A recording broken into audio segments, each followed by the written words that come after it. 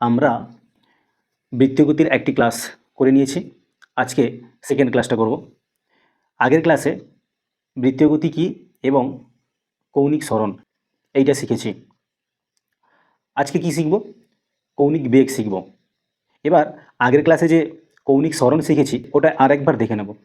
দেখো, বৃত্তীয় গতি কী ছিল? একটা বস্তু যদি বৃত্তাকার পথে গতিশীল হয় তাহলে বৃত্তীয় গতি, এবং এই বৃত্তপথে ঘোরার সময় ওই বৃত্তপথের কেন্দ্রে বস্তু কী করতো? কোণ উৎপন্ন করতো।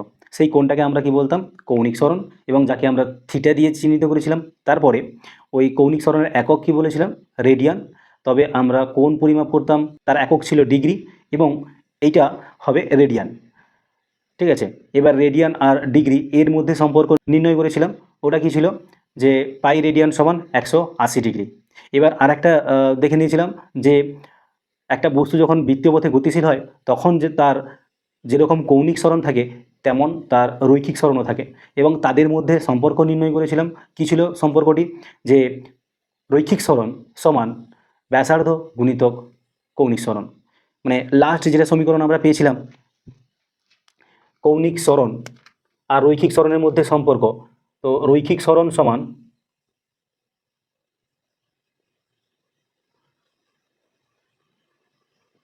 ব্যাসার্ধ গুণিতক কৌণিক সরণ।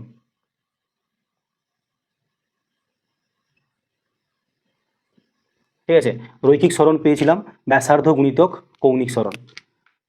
এস দিয়েছিলাম রৈখিক সরণকে, এস ইকুয়ালস টু আর, আর কৌণিক সরণ তো থিটা, তো এস সমান আর থিটা।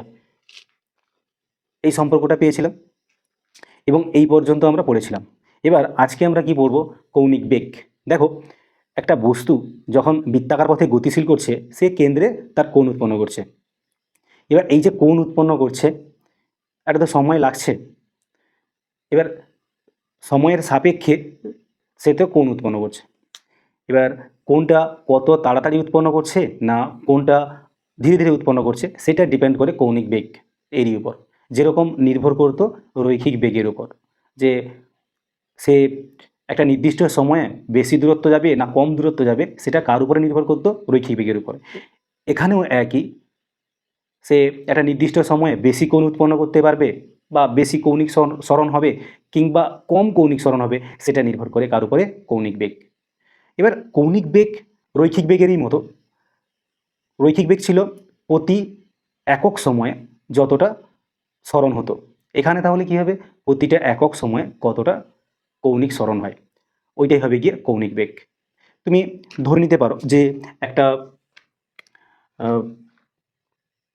বস্তু, ঠিক আছে, এই একটা বস্তু, তো বস্তুটা বৃত্তাকার পথে গতিশীল হচ্ছে, এবং আমি দেখলাম যে টি সময়ে, কণাটি টি সময়ে থিটা রেডিয়ান কোণ উৎপন্ন করছে বা থিটা রেডিয়ান কৌণিক সরণ হচ্ছে। কি দেখলাম? যে একটা বস্তু বৃত্তাকার পথে গতিশীল এবং সে টি সময়ে থিটা রেডিয়ান কৌণিক সরণ সম্পন্ন করছে। এই টি সময়ে যদি থিটা রেডিয়ান কৌণিক সরণ উৎপন্ন করে, আমরা এটা বার করব যে একক সময়ে সে কত কৌণিক সরণ উৎপন্ন করবে। তাহলে একক সময়ে তার কৌণিক সরণ কত হবে? থিটা রেডিয়ান বাই টি কৌণিক সরণ উৎপন্ন করবে।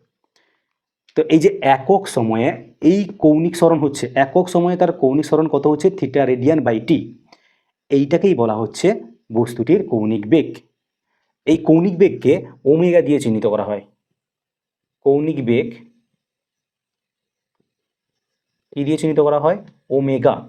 এই কৌণিক বেগকে ওমেগা দিয়ে চিহ্নিত করা হয়। তাহলে আমরা ওমেগা সমান তাহলে কি পেলাম? কৌণিক সরণ মানে থিটা রেডিয়ান বাই টি। তাহলে আমরা কৌণিক বেগটা কি পাচ্ছি? ওমেগা সমান থিটা রেডিয়ান বাই টি। মানে একটা নির্দিষ্ট সময়ে কত কোণ উৎপন্ন করছে ওটা যদি জানতে পারি তাহলে তার কৌণিক বেগ আমরা পেয়ে যাচ্ছি, omega equals to theta radian by টি।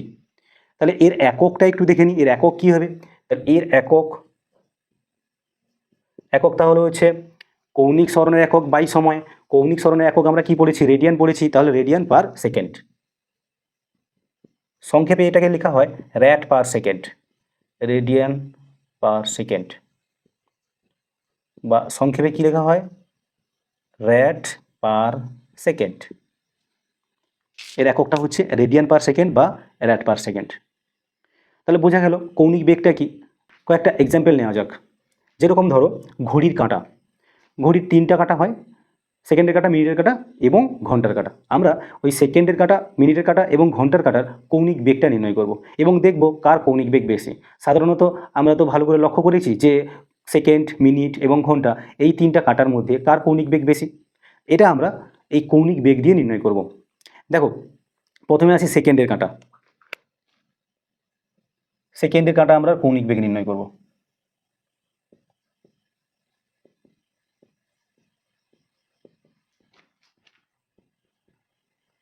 সেকেন্ডের কাঁটা একবার পুরো ঘুরে আসছে, তো একবার পুরো যদি ঘুরে আসছে কৌণিক সরণ কত হয়। ফার্স্ট কোশ্চেন হচ্ছে এটা যে সেকেন্ডের কাঁটা যদি একবার সম্পূর্ণ ঘুরে আসে তাহলে তার কৌণিক সরণ কত হবে। কৌণিক সরণ কত হয়, একবার ঘুরে এলে 2π রেডিয়ান, এটা আমরা আগের ক্লাসে করেছি। এবার কোশ্চেন হচ্ছে ওই সেকেন্ডের কাঁটাটি একবার ঘুরে আসতে সময় কত নেয়। একটা সেকেন্ডের কাঁটা একবার সম্পূর্ণ ঘুরে আসতে সময় কত নেয়, তো একবার সম্পূর্ণ ঘুরে আসতে 60 সেকেন্ড সময় নেয়। তাহলে এই 2π রেডিয়ান কোণ তৈরি করতে বা 2π রেডিয়ান কৌণিক সরণ সম্পন্ন করতে সময় কত লাগে, সময় হতে 60 সেকেন্ড লাগে। এবার তাহলে আমরা কৌণিক বেগ বার করতে পারবো, কারণ আমরা দেখেছি কৌণিক বেগ সমান কি, কৌণিক সরণ বাই সময়। তাহলে কৌণিক বেগ সমান কৌণিক সরণ বাই সময়। এখানে কৌণিক সরণ তাহলে আমরা কত পাচ্ছি, 2π রেডিয়ান, বাই তাহলে সময় কত হচ্ছে 60 সেকেন্ড। তাহলে আমরা এখান থেকে পাচ্ছি π/30 র্যাট পার সেকেন্ড। তাহলে সেকেন্ডের কাঁটার কৌণিক বেগ আমরা পেয়ে গেলাম। এবার তাহলে আমরা পাবো মিনিটের কাঁটা। মিনিটের কাঁটা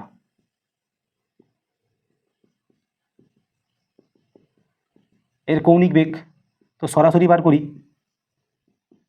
তো এর ক্ষেত্রে দেখো একবার ঘুরে আসতে সেই কৌণিক সরণ 2π রেডিয়ান হয়, তো 2π রেডিয়ান বসাই। এবং একটা মিনিটের কাঁটা একবার সম্পূর্ণ পাক খেতে কত সময় লাগে, একবার সম্পূর্ণ পাক খেতে সেকেন্ডের কাঁটার সময় নিয়েছিল 60 সেকেন্ড। তাহলে এও একবার যদি ঘুরে আসে তাহলে হয় 1 ঘন্টা, মানে 60 মিনিট। তুমি এটাকে সেকেন্ডে ট্রান্সফার করে দাও, 60 মিনিট ইন্টু 60 মানে 3600 সেকেন্ড। তাহলে কত হচ্ছে, পাই রেডিয়ান কাটাকাটি করলে 1800 র্যাট পার সেকেন্ড। আর বাকি থাকছে ঘন্টার কাঁটা।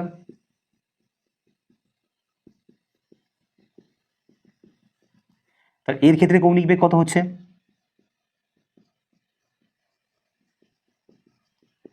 এরও তাহলে কৌণিক সরণ 2π রেডিয়ান। এবার বলো এই ঘন্টার কাঁটাটা একবার সম্পূর্ণ পাক খেতে কত সময় লাগে, একবার সম্পূর্ণ পাক খেতে কত সময় লাগে। সেকেন্ডের কাঁটা ছিল 60 সেকেন্ড, মিনিটের কাঁটার হলো 3600 সেকেন্ড, তাহলে ঘন্টার কাঁটা কত হবে। এবার দেখো ঘন্টার কাঁটা যদি একবার সম্পূর্ণ ঘুরে আসে, মানে 12টা থেকে শুরু করে যদি আবার 12টায় চলে আসে, তাহলে সময় কত হয়, 12 ঘন্টা হয়। ঠিক আছে, আমরা কি করব, এটাকে সেকেন্ডে ট্রান্সফার করব, 12 ঘন্টা ইন্টু 3600। এবার এটাকে যদি তুমি কাটাকাটি করো, 2 2 6 12, তাহলে পাই রেডিয়ান বাই এটা গুণ করলে 6 6 36 6 হাতে 3 6 3 18 2 21600 র্যাট পার সেকেন্ড। তাহলে এখান থেকে তুমি সহজে দেখতে পাচ্ছ যে সেকেন্ডের কাঁটার কৌণিক বেগ বেশি। কেন, দেখো সেকেন্ডের কাঁটার ক্ষেত্রে পাইকে 30 দিয়ে ভাগ করা হয়েছে, এখানে মিনিটের কাঁটার ক্ষেত্রে পাইকে 1800 দিয়ে ভাগ করা হয়েছে, আর ঘন্টার কাঁটার ক্ষেত্রে পাইকে 21600 দিয়ে ভাগ করা হয়েছে। তাহলে এখান থেকে তুলনা করে আমরা বলতে পারছি যে কৌণিক বেগ কার বেশি, সেকেন্ডের কাঁটার বেশি। ঠিক আছে, এবার দেখো আমরা যে এই সেকেন্ডের কাঁটা, মিনিটের কাঁটা এবং ঘন্টার কাঁটার কৌণিক বেগ বের করলাম, এই যে কৌণিক বেগগুলা এটা কিন্তু কি হয়, ধ্রুবক। অর্থাৎ সব সময় এই একই বেগ নিয়ে সেকেন্ডের কাঁটা, মিনিটের কাঁটা এবং ঘন্টার কাঁটা ঘুরতে থাকছে, কোনো সময় কিন্তু পরিবর্তন হয় না। তাহলে এদের ক্ষেত্রে কোনো সময় পরিবর্তন হয় না বলতে কথার অর্থ হচ্ছে, দেখো আর একটা তুলনা করা যাক, দিলে এটা আর সেটা বুঝতে পারবে। যখন বাড়ির ফ্যানটা চালানো হয়, জাস্ট অন যখন করা হয়, ফ্যানের সুইচ যখন অন করবে, প্রথমে কি ছিল, প্রথমে ফ্যানটা স্থির ছিল, এবার যেই অন করলে তার কি হবে, ফ্যানের স্পিডটা আস্তে আস্তে করে বাড়তে থাকবে। ঠিক আছে, আস্তে আস্তে করে বাড়তে থাকবে, মানে দেখো তার যে ঘূর্ণন বেগটা বা তুমি এই কৌণিক বেগ বলতে পারো, এই যে কৌণিক বেগটা প্রথমে 0 ছিল, তারপরে আস্তে আস্তে আস্তে আস্তে আস্তে আস্তে কী হচ্ছে, বাড়ছে বাড়ছে বাড়ছে, তো এক সময় আবার স্থির হয়ে যায়। এদের ক্ষেত্রে কি হয়, এদের ক্ষেত্রে মানে ঘন্টার কাঁটা, মিনিটের কাঁটা, সেকেন্ডের কাঁটা, তার সব সময় সে কিন্তু সেই একই কৌণিক বেগ নিয়ে ঘুরতে থাকে। বোঝা গেল ব্যাপারটা? একই কৌণিক বেগ বলতে যত সময় যাবে সমান সময়ের ব্যবধানে সে সবসময় সমান কৌণিক সরণ কমপ্লিট করবে, মানে সমান কোণ উৎপন্ন করবে। তো এই ধরনের কৌণিক বেগকে তুমি সুষম কৌণিক বেগ বলতে পারো, বা আমরা যেটা সমবেগ পড়তাম এখানে আমরা সুষম কৌণিক বেগ পড়তে পারো। তাহলে আর ওই যে ফ্যানের ক্ষেত্রে যখন আমরা ফ্যানের সুইচটা অন করি জাস্ট, তখন কি হয়, আস্তে আস্তে ঘুরতে ঘুরতে জোরে ঘুরে, মানে সেক্ষেত্রে কি হয়, তাহলে প্রথমে যে কোণটা মানে 2π কোণ যে কোণ উৎপন্ন করে তাতে যা সময় লাগে, তারপরে আবার যে করতে তাতে আরও অনেক কম সময় লাগে, তাই না? প্রথমে একটু বেশি সময় লাগে, মানে কৌণিক বেগ কম ছিল, তারপরের পাকে বেশি লাগে, তারপরে পাকে আবার বেশি বেগ লাগে। আবার এইটা আবার ভুল কথা যে যে একটা পাক যে ঘুরছে, একটা পাকের কিন্তু পুরোটা একই বেগে আবার ঘুরে না, কারণ প্রথমে দেখবে কম একদম, তারপরে কন্টিনিউয়াসলি কি হয়, বেগটা আস্তে আস্তে করে বাড়তে থাকে। মানে কৌণিক বেগটা কিন্তু প্রতি সময় অন্তর আলাদা আলাদা করে চেঞ্জ হচ্ছে। যেরকম আমরা সাইকেল চালাই রৈখিক গতির ক্ষেত্রে যখন স্পিড বাড়াই তখন কিন্তু কি হয়, আস্তে আস্তে করে বাড়তে থাকে, মানে কন্টিনিউয়াসলি চেঞ্জ হতে থাকে। সেরকম ফ্যানেরও কন্টিনিউয়াসলি চেঞ্জ থাকে, মানে কথার অর্থ হচ্ছে প্রতি সেকেন্ড সময়ের ব্যবধানে ফ্যানটা কিন্তু কি করতে পারে না, সমান কোণ উৎপন্ন করতে পারে না, ক্রমশ কি করে বাড়তে থাকে। তো এই ধরনের কৌণিক বেগকে আমরা অসম কৌণিক বেগ বলবো। এবং এই অসম কৌণিক বেগের ক্ষেত্রে আমরা গড় কৌণিক বেগ নির্ণয় করি। আর সেই গড় কৌণিক বেগ কীভাবে নির্ণয় করব, যেরকম আমরা গড় বেগ নির্ণয় করতাম সেরকম গড় কৌণিক বেগ নির্ণয় করব। তো গড় বেগ কী ছিল, গড় বেগ ছিল মোট সরণ বাই মোট সময়। এখানেও হবে মোট কৌণিক সরণ বাই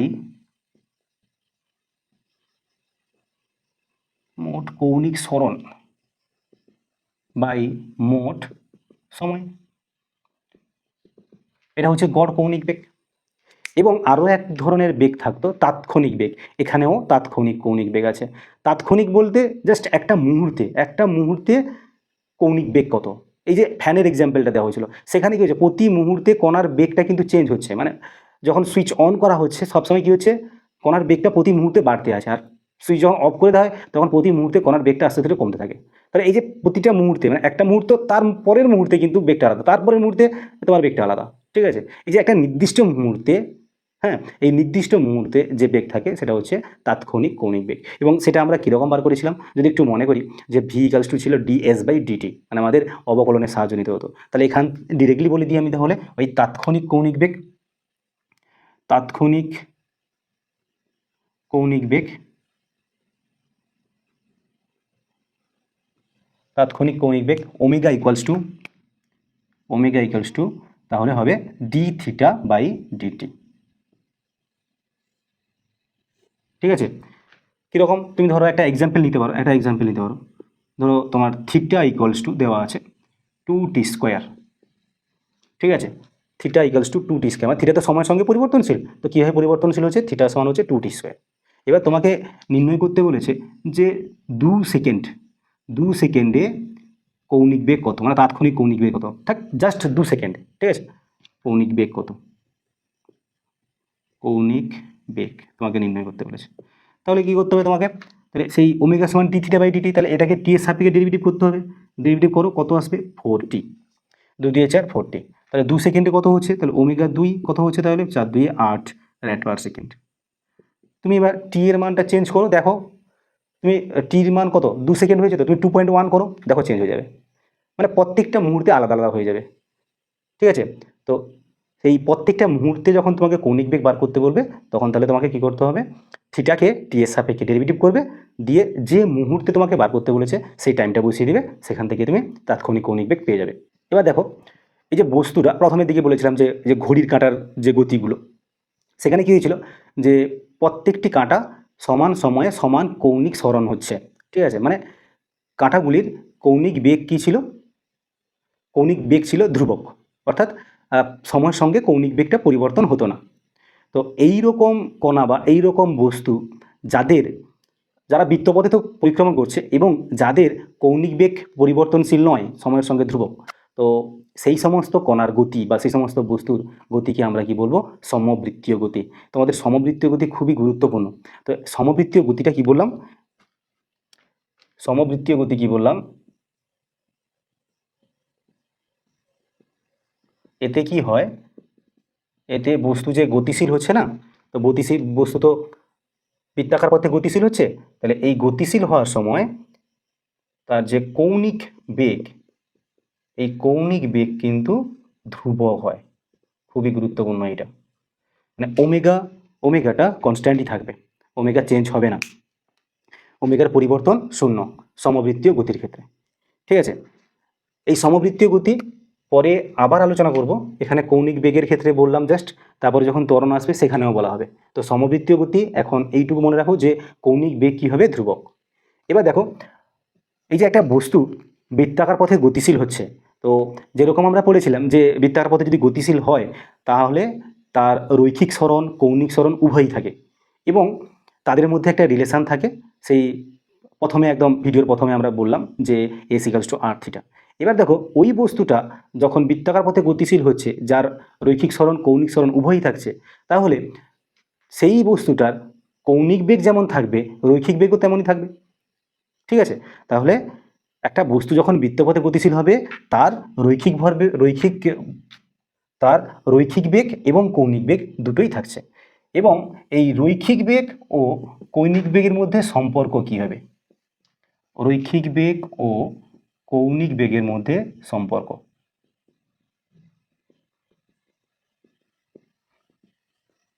এবার দেখো এই সম্পর্কটা আমরা কোত্থেকে পাবো, আমরা রৈখিক সরণ এবং কৌণিক সরণের মধ্যে সম্পর্ক কি পেয়েছি, এস সমান আর থিটা।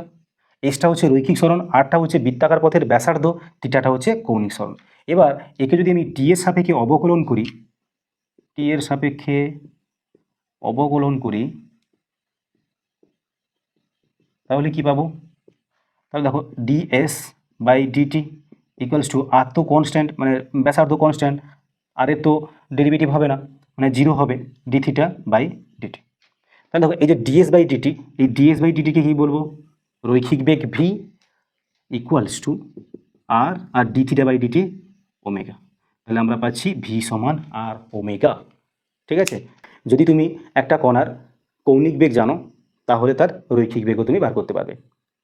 তো তার জন্য কি লাগবে, যে বৃত্তপথে ঘুরছে ওই বৃত্তপথের ব্যাসার্ধটা তুমি যদি জেনে যাও তাহলে তার রৈখিক বেগ কতটা তুমি বার করতে পারবে। V equals to R omega, এটা খুবই ব্যবহার করা হবে, V equals to R omega.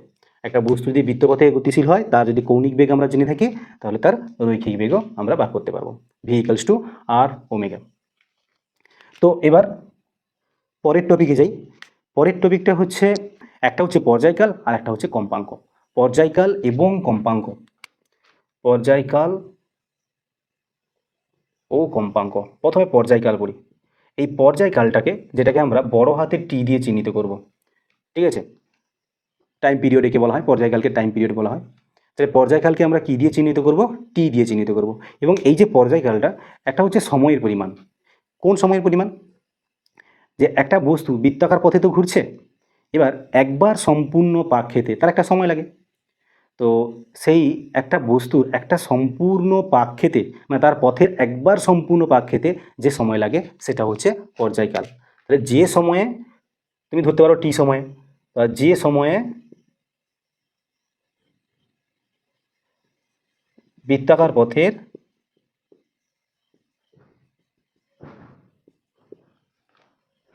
সম্পূর্ণ এক পাক ঘুরে আসে,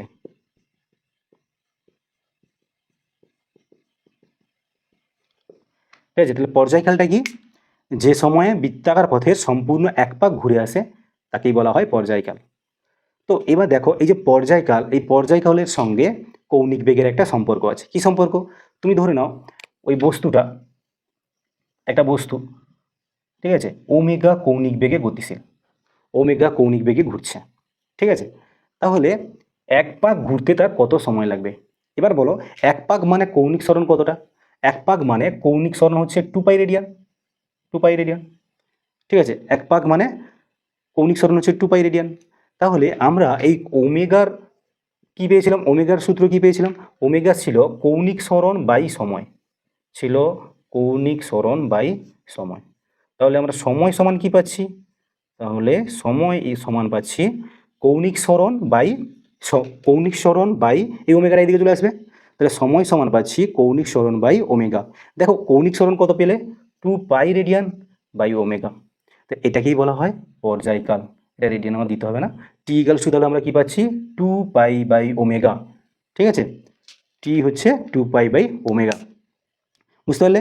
আর টির একক কী হবে, কী বলা হয়েছিল যে টিটা হচ্ছে একটা সময়ের পরিমাণ, তাহলে এর একক তাহলে আমরা পাচ্ছি এর একক হচ্ছে সেকেন্ড, এর একক সেকেন্ড, ঠিক আছে, এর একক হচ্ছে সেকেন্ড।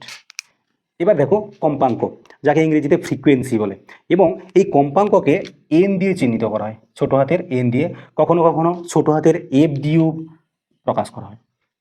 এই কম্পাঙ্ক কি, কম্পাঙ্ক হচ্ছে যে একটা বস্তু বৃত্তাকার পথে ঘুরছে, তো এবার কথা হচ্ছে ওই বস্তুটা 1 সেকেন্ড সময়ে কতটা পূর্ণ পাক ঘুরছে, 1 সেকেন্ড সময়ে কতটা পূর্ণ পাক ঘুরছে, ওটাই হচ্ছে গিয়ে কম্পাঙ্ক। কতটা বলতে কতবার পূর্ণ পাক ঘুরছে, 1 সেকেন্ডে কতবার পূর্ণ পাক ঘুরছে, ঠিক আছে। 1 সেকেন্ডে এই কম্পাঙ্ক সমান হচ্ছে 1 সেকেন্ডে কতবার পূর্ণ পাক সম্পন্ন করছে, পূর্ণ পাক, এটাই হচ্ছে গিয়ে তোমার কম্পাঙ্ক, যে 1 সেকেন্ডে সে কতবার পূর্ণ পাক সম্পন্ন করছে।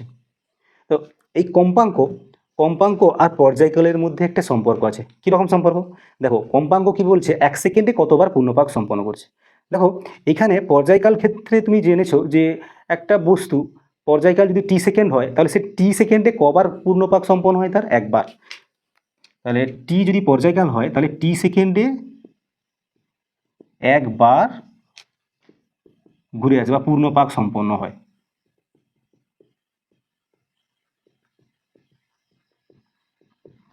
কম্পাঙ্ক বার করতে হলে তোমাকে কি দেখতে হবে, যে 1 সেকেন্ডে সে কতবার পূর্ণপাক সম্পন্ন করে, তাহলে 1 সেকেন্ডে বার করবে 1/t, ঠিক আছে, মানে তুমি এই 1/t এটা কি কম্পাঙ্ক পাচ্ছ n, তাহলে n ইকুয়ালস টু কী পাচ্ছ 1/t।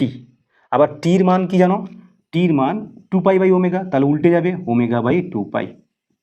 এই কম্পাঙ্ক সঙ্গে ওমেগার আর কম্পাঙ্কের সঙ্গে পর্যায়কালের সম্পর্ক খুবই গুরুত্বপূর্ণ। এখান থেকে ওমেগাটা মনে রাখবে, তাহলে ওমেগা ইকুয়ালস টু কত হচ্ছে 2πn, ওমেগা সমান 2πn। তাহলে এবার এই কম্পাঙ্কের একক দেখব, যেটা খুবই গুরুত্বপূর্ণ, এই কম্পাঙ্কের একক। তাহলে এখান থেকে তোমার কি মনে হচ্ছে কম্পাঙ্কের একক 1/t, মানে টি এর একক 1/t এর একক। এবার টি এর একক আমরা কি দেখেছি, সেকেন্ড দেখেছি, তাহলে এর একক তাহলে কি হবে, একক হবে 1/সেকেন্ড, অথবা একে হার্জও বলা হয়।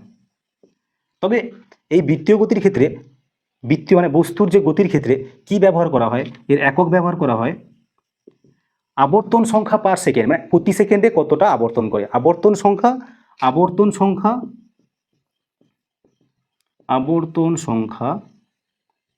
পার সেকেন্ড, ইংরেজিতে বলা হয় আরপিএস, মানে রাউন্ড পার সেকেন্ড, ঠিক আছে, আরপিএস। এবার আরপিএস ছাড়াও বড় বড় একক ব্যবহার করা হয়, যেরকম আরপিএম ব্যবহার করা হয়, আরপিএইচ ব্যবহার করা হয়। এই কম্পাঙ্কের বিভিন্ন একক যেরকম আরপিএস, আরপিএম, আরপিএইচ, এদের মধ্যে সম্পর্ক কী, প্রথমে আমরা আরপিএম আর আরপিএস এর মধ্যে সম্পর্ক দেখব। দেখো এই যে 1 আরপিএম, এই 1 আরপিএম এই কথার অর্থ কী, এই 1 আরপিএম কথার অর্থ হচ্ছে 1 round per minute, 1 round per minute, মানে 1 মিনিটে সে কতবার ঘুরে, 1 মিনিটে, এর কথার অর্থ হচ্ছে 1 মিনিটে একবার ঘুরে,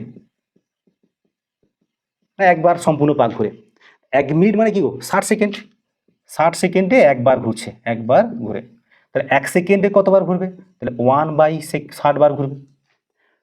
আবার আমরা জানি 1 সেকেন্ডে 1/60 বার, 1 সেকেন্ডে যতবার ঘুরবে, 1 সেকেন্ডে যতবার ঘুরবে তাকে আমরা কি বলবো, আরপিএস বলবো।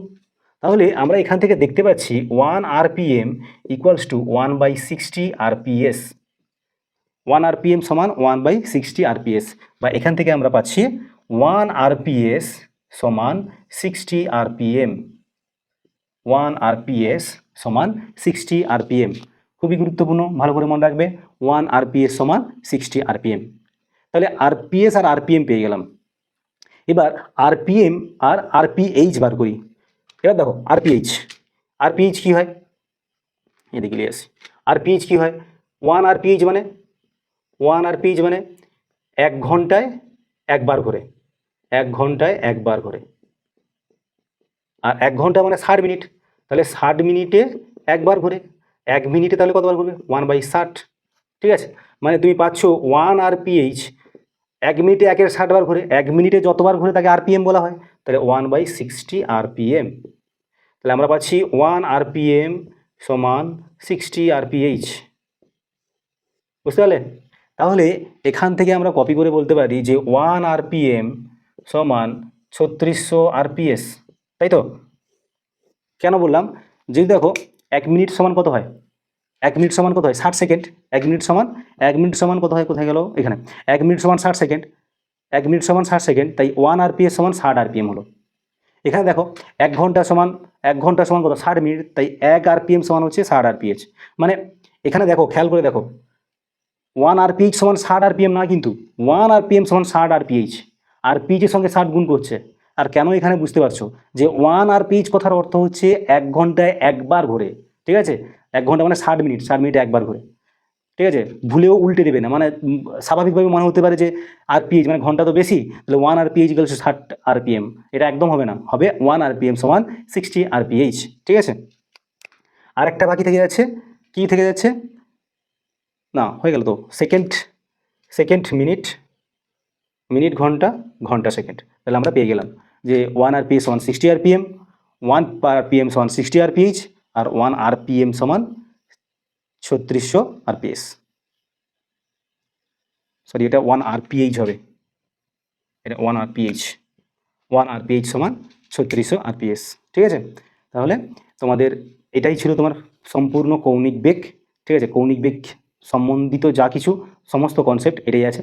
এরপরে তোমাদের পরের ক্লাস যেটা, সেটা কৌণিক ত্বরণ, এটা নিয়ে আলোচনা করব। তারপরে ওই তারপরের ক্লাসে আমরা, বা সেই ক্লাসেই আমরা আলোচনা করতে পারবো যে ওই সম্পর্কগুলো, যে সম্পর্কের মাধ্যমে আমরা কৌণিক সরণ, কৌণিক ত্বরণ, কৌণিক বেগ, ঠিক আছে, এগুলো নির্ণয় করতে পারবো। যেরকম আমরা স্মৃতিবিজ্ঞানে বার করেছিলাম যে সরণ, বেগ, ত্বরণ যদি জানতাম, তাহলে তাদের মধ্যে যে সম্পর্কগুলো ছিল, যেই সম্পর্কের মাধ্যমে আমরা অন্তিম বেগ, প্রাথমিক বেগ, এই সমস্ত জিনিসগুলো বার করতাম, ত্বরণ বার করতাম, তো সেইগুলো আলোচনা করবো। ঠিক আছে।